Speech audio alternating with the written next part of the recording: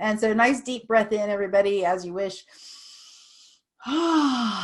Integrating and settling back into our bodies. We're welcoming Sherry Wilde to take another chapter of this amazing unfolding story on this planet. And I've had the pleasure of interviewing Sherry before on the Harmonic Convergence. So I'm so grateful to see you again, Sherry. Hello. And Sherry has just had really, really incredible stories to tell us, and has been very deeply involved in the alien abduction subject. And she says it's an intriguing topic filled with lots of speculation and conjecture, and much of the analysis is being done by those who have never had a contact experience themselves and who can only form opinions based on what they hear and observe from the actual participant. And Sherry has had an overwhelming amount of physical contact with beings from an alternate reality and has worked her way through the layers of disbelief, fear, confusion, and ridicule.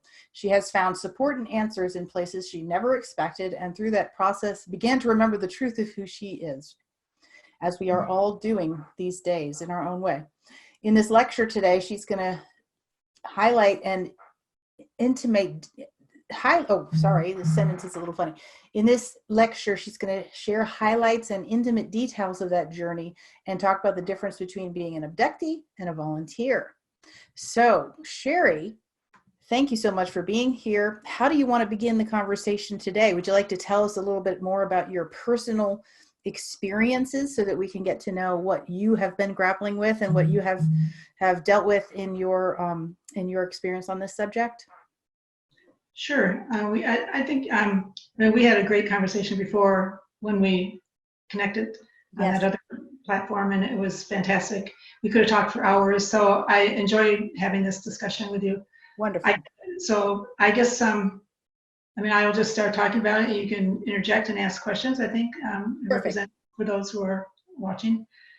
My experiences have been lifelong. They started from the time I was very little.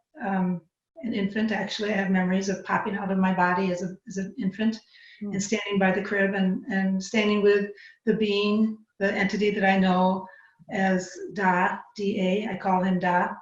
And he's kind of giving me a hard time about was I pretty happy now? Was I happy with my decision to have come here now that I was discovering how confining it was to be in that little body? So I always had that memory, and I could never make sense of it until after I awakened to my contact experiences. I woke up to the fact that I was an abductee, and I don't like that word, but we'll use that word for now, in about 1989, when we had a UFO flap in my community, which is a lot of UFO sightings from a lot of different places, a lot of different people reported having seen the UFOs in the sky. And the Center for UFO Studies came in and did an investigation. Very similar to what Lynn was talking about with Phoenix Lights then. Right. When there's a lot of UFOs showing up in the sky, when there's not just one sighting, but a lot of them being seen, there's usually, according to Don Schmidt, who was the investigator on my case, he told me there's usually there's a person or there's a group of people there that they are interested in picking up and spending a fair amount of time with, and that's how they ended up finding me. And so there were others who had encounters during that period of time. There were a lot of reports, but I had them coming to my house a couple times a week during this period of time, and it went on for about a year and a half, as best I can figure it out. It's not always clear because they do, block your memory, and you're not always aware of what's going on. And when you say they were coming to your house, some people might not have the full picture of what that actually means. The ETs. The ETs were actually physically showing up in their. Yeah. They were coming. Yep, they were coming to take me. They would come during the day sometimes. I would have missing time during the day. They would come during the night. They came pretty much every Friday night, which was really strange. But it's like they knew that my husband was going to be gone because he worked. He had a business that required that he work, stay at the office, stay doing what he had to do until 2 or 3 in the morning sometimes. They always came on a Friday night. It was pretty much intolerable almost, because then I also had military showing up. I had the black helicopters over my house, and I had some MILAB experiences during that time too, which in contrast to the genuine ETs picking me up, the MILABs had a distinct kind of a circus feel to it. They were not as polished, they were not as smooth, they were a rough ride compared to the ET abductions. And for those who don't know what MILAB is, basically, is that a military operation picking you up and abducting you for their own purposes? Right, right. They came and picked me up. It was during that period of time, it was an interesting period of time because I didn't know how to cope with it. It all happened so fast, the whole thing. I went from being a very skeptical person who had no interest. I didn't even want to hear about the sightings that they were having in the area. I had no interest in that. And to go from there to find out that you're being, I don't like the word targeted, but I was being singled out. Yeah. And I didn't know how to cope with it. I didn't know what to make of it. I couldn't wrap my mind around such a thing. I hadn't read anything about it. I didn't know that stuff happened. I knew a little bit. I'd heard something about Betty and Barney Hill, but I never looked into it very much. My dad was always kind of interested in that stuff, but I was not. So it was extremely traumatizing for me. You probably didn't have anyone that you could really talk to about it at that point. I wasn't allowed to talk to anyone even. Actually, Don Schmidt, who was doing the investigation, he was so thorough and I'm glad that he was. I'm really grateful that I had him. He was very, very thorough and careful in his investigation of me. And during the time he was investigating me, which was over a year, he didn't want me talking to anybody. He didn't want me reading anything about abductions or anything. He didn't want me contaminated. So I wasn't allowed to talk to anybody. But I did have this group. It was a group that was meeting every week to meditate. And they had, in their group, they had a person who channeled. And she had channeled and gotten the message that there was going to be this person from the community who was going to need support. And that the person was having contact with the extraterrestrials and would need help getting through this. And so when the rumor went through my small town, it's just a little village that I live in. And when the rumor went around town that, that Sherry Wilde was having this stuff happening, they reached out to me, and I'm so grateful they did. And this is with Don, the person Don, or is that something different? No, Don was the investigator from the Center for UFO Studies. This other group was a meditation group. They weren't affiliated with a UFO group or anything. They were just a group of people, spiritual people who want to get together every week to meditate. They invited me into their group, and I when I first heard from them, I said no, but then I heard myself change. I said no, but then I changed my mind and I said, okay, I guess I'll do it. And I don't, to this day, I'm not sure why I did that. Might have been some influence, outside influence, but I went to the group and it just felt safe there. It was the only place I ever felt safe. I didn't feel safe in my own home. My husband left me. The chaos of having all of the abductions, all of the stuff happening, it was crazy. The lights flickering on and off, the kid, my daughters, seeing the ETs out on the lawn, the ships coming, the helicopters. I mean, it was just people in town talking. I mean, it was really crazy. And so my kids were being asked about it.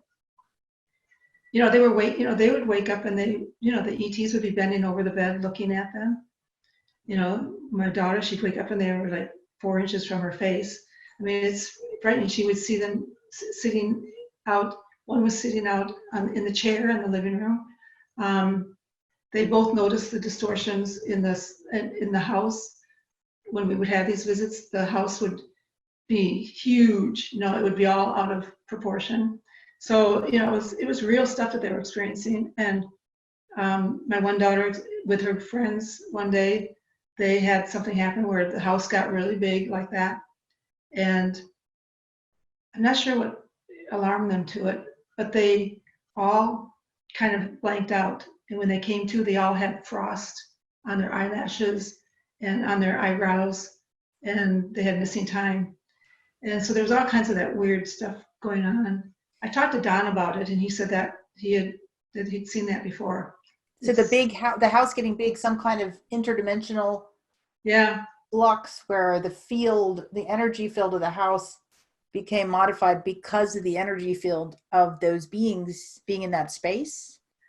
I'm not sure what it is. I know when I go on the ships, when they pick me up with the little scout ship, the ship will be like 20 feet in diameter, but you go up and up the ramp and you go into it, and it's like, it's a lot bigger and it's a lot taller than it looks like from the outside. When you're going to go onto it, it looks like you would be stooped over and it'd be really cramped in there. It'd be like the size, it looks 20 feet in diameter, but once you're inside, it's a lot bigger, a lot taller. Whoa. And so the same thing was happening with the house. So I don't know what that is, honestly, but that's how it all started. And it's been a wild ride. It's been a crazy, crazy life since then. And how long has it been since those occurrences were taking place, or when they started? That flat for me, that period of intense activity was in 1990. But I've had contact through my whole life. And I consider myself a volunteer. That's the label that I use for myself, based on Dolores Cannon's.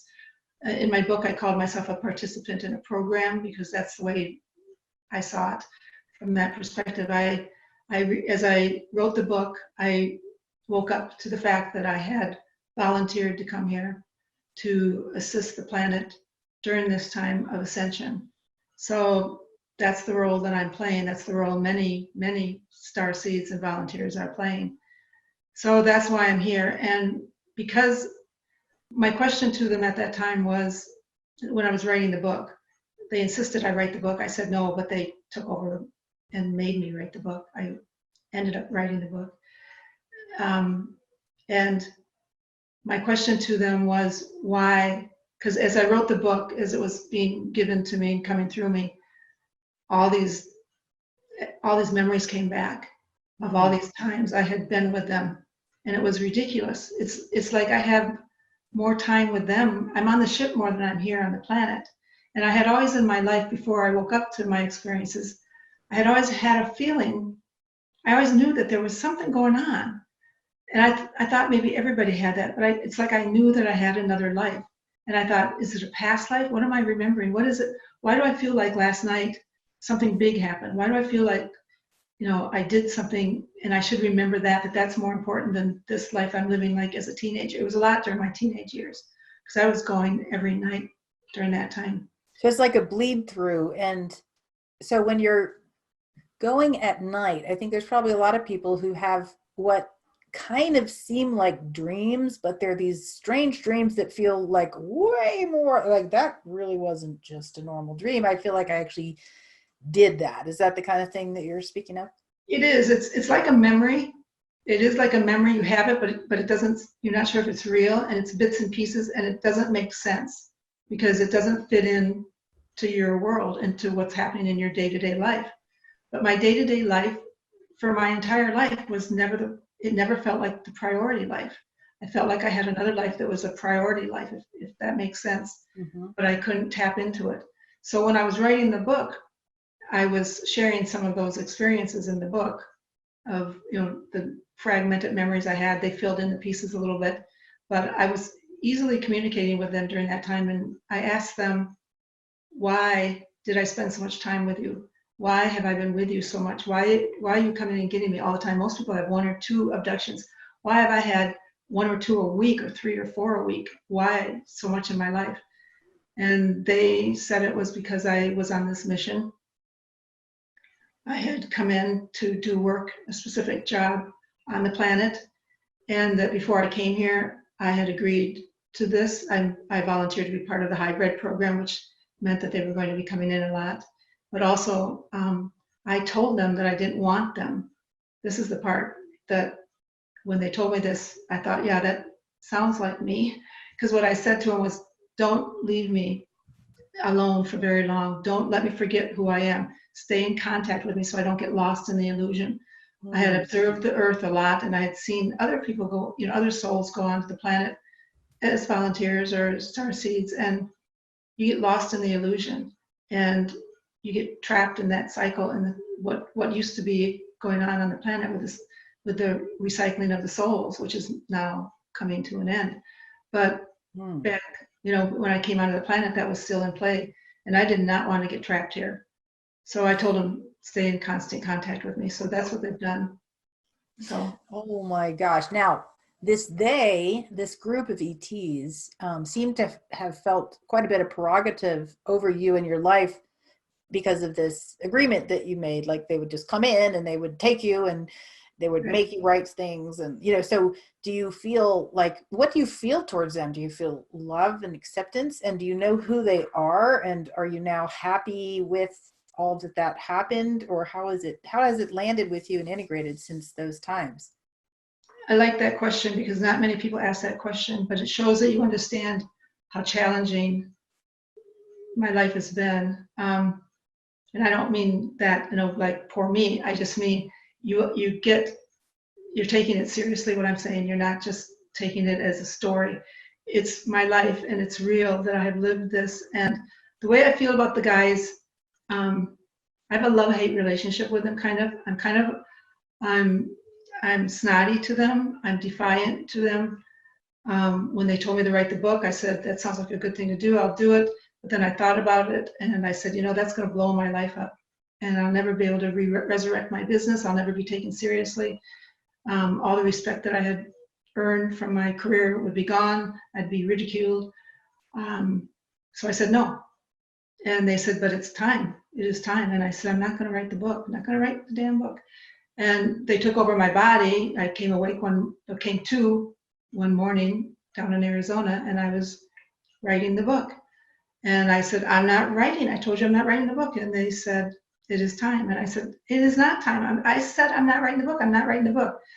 But then I got intrigued about what was written. I want to see, because I saw it was on page 3. They'd written 3 pages already.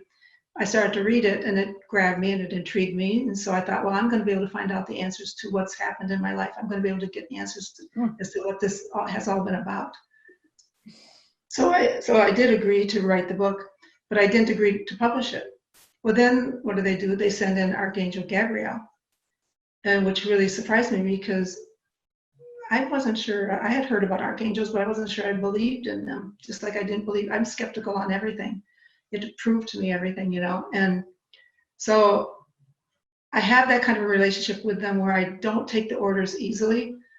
I have compared myself to a character in Westworld, that series, which I've only watched 3 episodes. I couldn't watch any more of it because it upset me too much. It was hitting home too much. There was one episode I saw where they froze everybody. I don't know if you know what show that is, but that's Westworld. It looks like it'd be a good show, but the people in it are programmed, and they don't have any free will. And that's how my life feels. Now I know that I agreed to take on this mission, and I know I agreed to I laid out a life for myself that was very set, very much a roadmap for my life, and there's not much deviation in it, if any at all, not at all. And so I don't feel like I have free will. They control everything. They control where I live. They control all my relationships. Everything is controlled. But it's actually my higher self, I think, that is actually calling those shots. But it's still, sometimes it feels like it's out of my control here. Yeah, so that's what the hit that I got too is that your higher source consciousness that's operating because of what you decided before, and for whatever reason you just set it up so that you would be more guided than most people who fight against it or say no or things like that. Yeah, to them, the most important thing has been the book. They wanted me to get the book out because the book leads to the movie, and that's what they've been harping on. Even when they told me to write the book, they told me to write it because it would be made into a movie, and that's what they want. They're very focused on that, and I'm not even. I can't even die I'm not allowed to die until that movie comes out. Well, it's not going to be a movie now. Now they're working on an 8-part miniseries. Okay. And so everything is about that miniseries now. Mhm. And until that comes out, I can go outside in a lightning storm and I don't have to worry. I can drive with my eyes closed and my hands off the wheel and put it on autopilot, put the car Like on. Groundhog Day, right? It's like, Yeah, because I'm not gonna, because I'm not allowed to die. They told me that straight up. So that's how much they control my life. And so it's interesting. who are they? I mean, do we have any sense of identity? Do you feel like they're your relatives? Are they a higher dimensional aspect of yourself in the future? Are they, like, who do you feel that they are that would give us some navigating sense of, and what do you feel when you're with them? I have to say, I feel at home when I'm with them. I love being with them. I feel safe. I feel like I'm with family. I never want to leave when I'm with them. Yeah, Da, the one I call Da, is like another aspect of me, or I mean, there's a closeness there. He's an etheric being, but he does wear a what he calls a Zeta suit when he comes into our world, which he's not done for a long time now. I don't think he's coming back during this time of the Ascension. He's not coming in.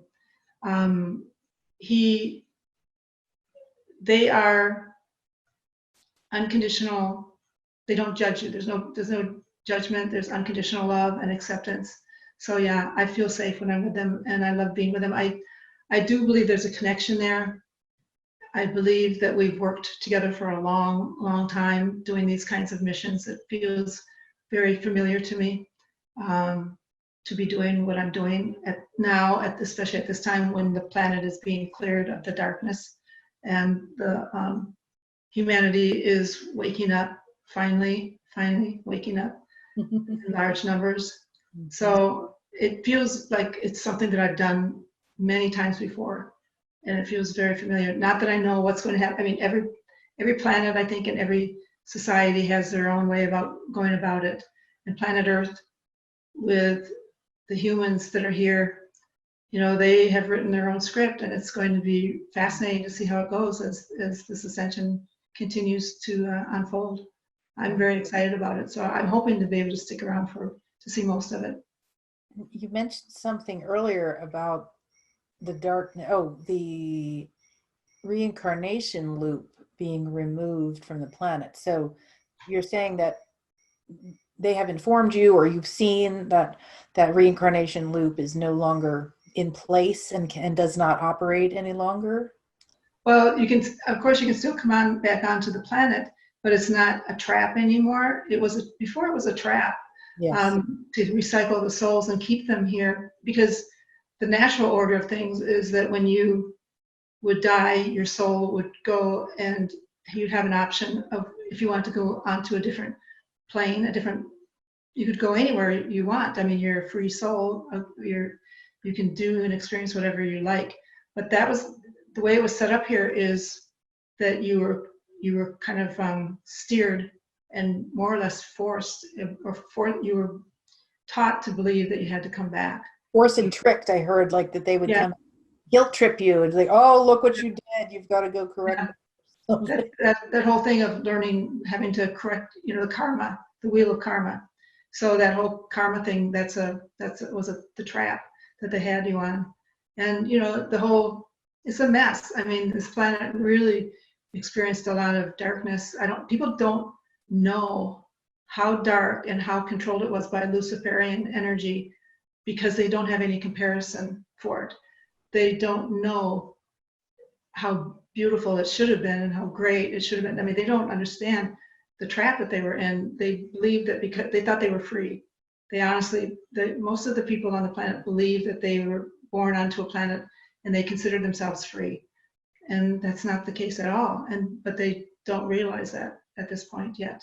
And so you're speaking of that control agenda being somewhat in arrears in the past. So, and I've heard others talk about the fact that, there's remnants of the human ancestors of those beings who were controlling, who were extra dimensional or what have you, and that it's just sort of playing itself out with the negativity of those lineages that have been used by that force for so long. Does that make sense, or did I say something? Does that? No, I think I can see that.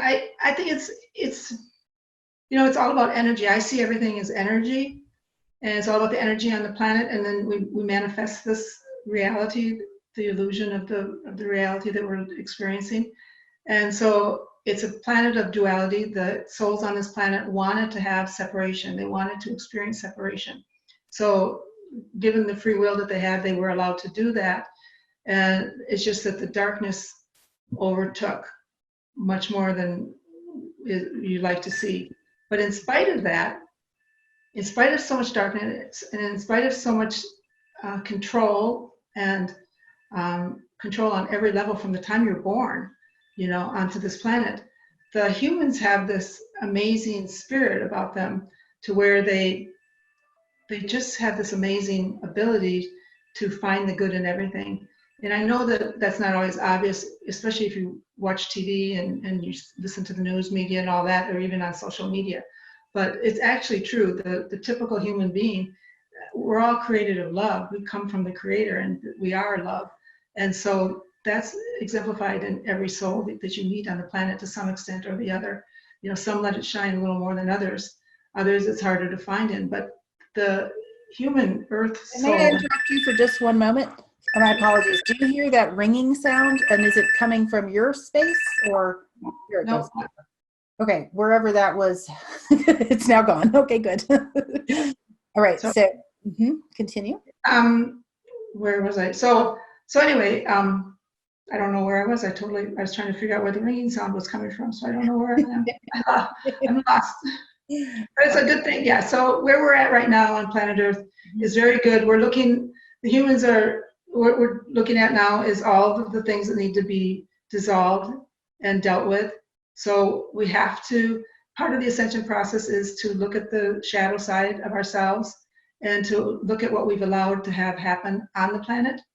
All the stuff that's going to be coming out and made public about the satanic rituals and all it's going to come out. It's got to come out how it's been really a world ruled by Satan, ruled by Lucifer. That's what's going to come out. And that there have been those in control, those in power, and those that we trusted, those that we admired and looked up to, those people had a dark agenda. And the humans are innocent in their naiveness, in they're very naive to that, because they don't look for that. They don't look. Most humans on the planet are so busy just wanting, the distractions, because that's the way the system was set up. Distracted by having to take care of your family and make the money and keep your shelter, keep your home and all that. So they don't have time to analyze and look at all that. And that's the way that was done purposefully, to keep them from having time to go within and discern what's really true about the world they live in and what's really true about who they are. So it's been a challenge for humans on the planet to wake up. And there's going to be some things coming out that probably are going to shock them, but that will cause them to question everything. And that's what we need to have happen. They need to start questioning everything. And do you feel that did your ET friends that visit you, are they speaking to you about these things as well? I mean, are they confirming these things, or where is your knowledge of that, which I'm also aware of and many others are aware of, coming from? That's a good question. My guys, when they've talked to me lately, it's been mostly about remembering that love is all that matters. Mm-hmm. That's what the focus is on right now, is that love matters. They do get into the matters on Earth. That's on a different realm, but I deal with that with them and that's more like of a remembering. So stuff resonates with me when I see it or hear it. And it's like, where did I hear that before? Or how is it that I already knew that?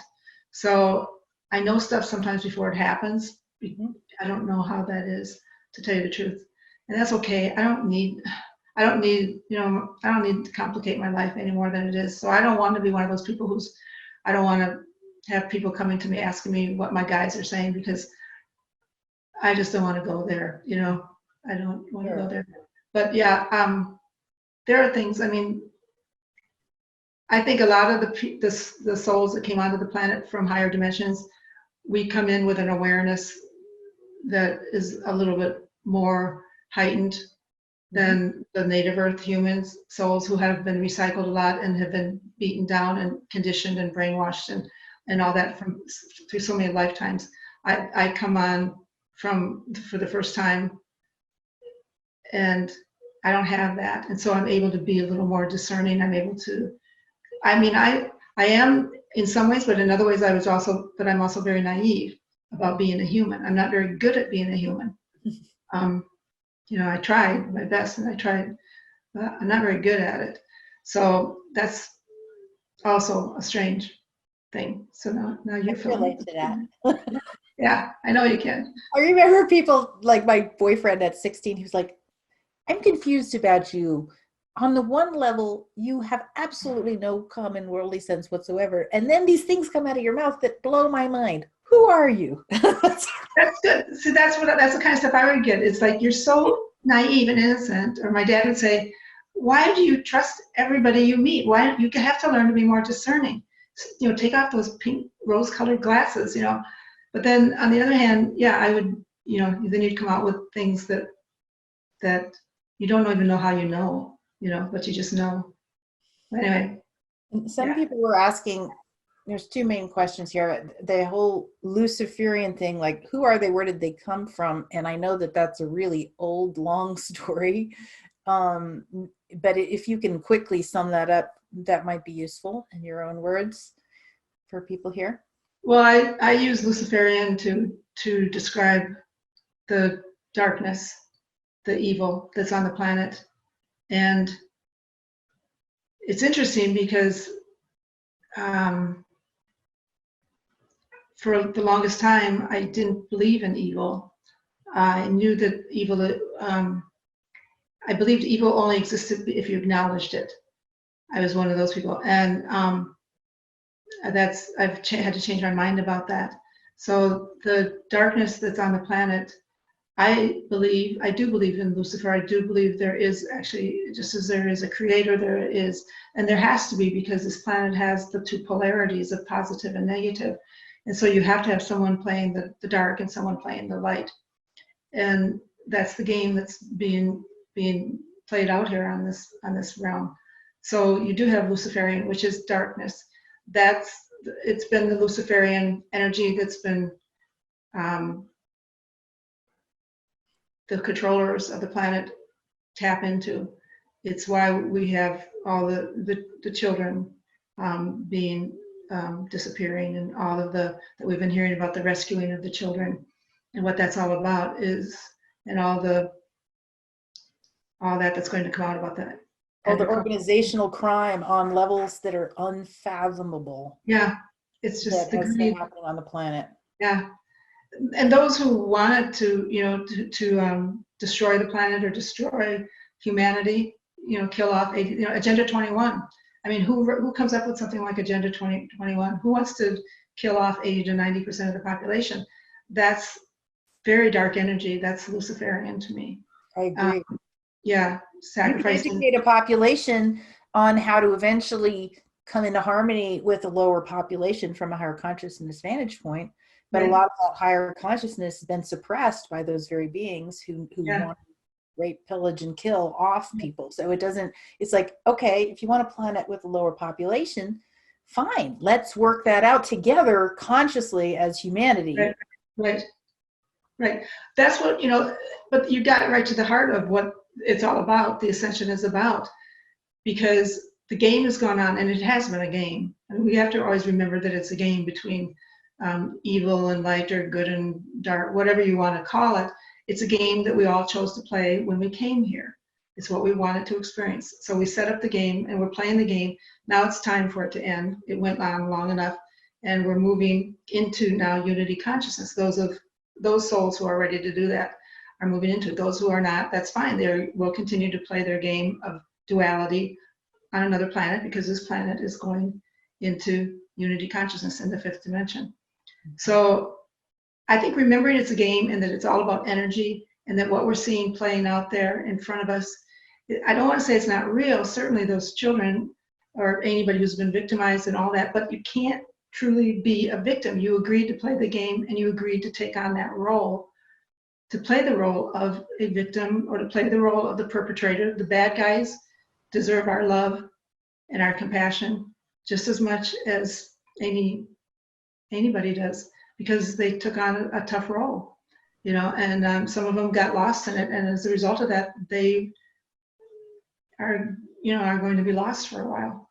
And they went too far, is what I heard you sort of indicate, and what others have said. And you know, really, they were hired to do this job, I guess you could say, but it really went way too far. And so the experience of suffering, regardless of how we created it, consciously or subconsciously, knowingly or unknowing, it is a real experience. It's not like that wasn't a real experience. And there's a lot of healing that has to happen after those kinds of traumas for souls. Yeah, that's exactly right. It's very challenging to look at all that's happening and all the darkness and all the I mean, everybody right now out there is feeling like they're a victim to a certain extent because of everything that's playing out. But we have to understand that this is our shadow side. Humanity's shadow side is coming up to be looked at so we can heal it. It's like anybody out there who's gone through their awakening, they've gone through the dark night of the soul. Well, humanity, the collective, is going through the dark night of the soul now. So if you remember what it was like when you went through the dark night of the soul, all the gnashing of the teeth and the laying on the floor and the cursing of God and the you're just so lost during that period of time. That's where humanity, the collective, is right now, in my opinion. They're going through the dark night of the soul, but when you come out the other end, there's clarity and you're awake and you understand who you are now and you know what this was all about and you see it for what it was and you survived it and you realize it doesn't matter. I mean, it does, but it doesn't. It's just all things you wanted to experience to get to where you need to be so that you can go back we're working our way back to God. We're working our way back to ourselves. Mm-hmm.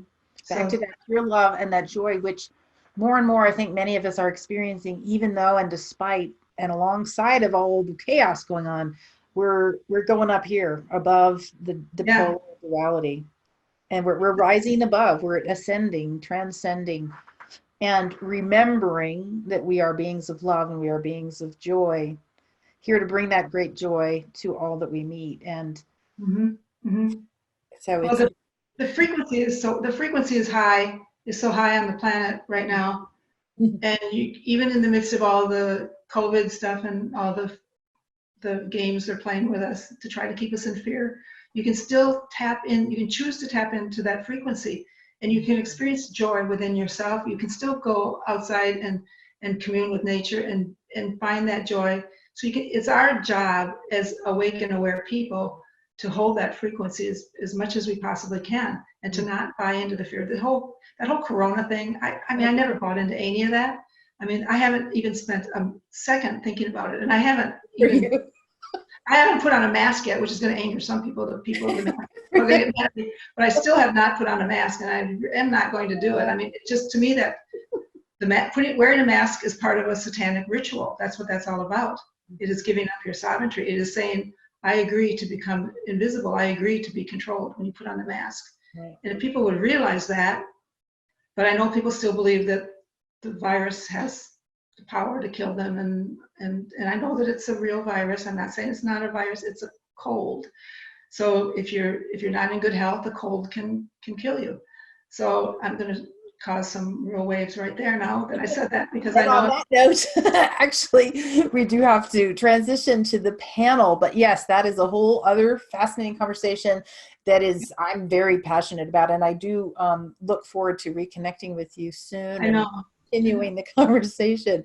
And Sherry, remind us again, where is the best place that people can find out more about what you're doing and when you get your book and your movie when it comes out? Yeah, the best place is through my blog, theforgottenpromise.net. Theforgottenpromise.net. The Forgotten Promise. Yes. Yeah. Very good. Well, once again, wonderful, absolutely wonderful to speak with you. Thank you so much for coming on and being so open and willing to share such sensitive things. I really, really, I think everybody from what I've seen on the chat just loves and appreciates you so much. And Oh, that's nice. I didn't get to read. I'm sorry, I couldn't read while I would lose my yeah, chat. well, I'll save the chat here and hopefully you can see Okay. it. Thank you. I'll let you get to your panel. Okay. Blessings, Sherry. Thank you so much. Bye-bye.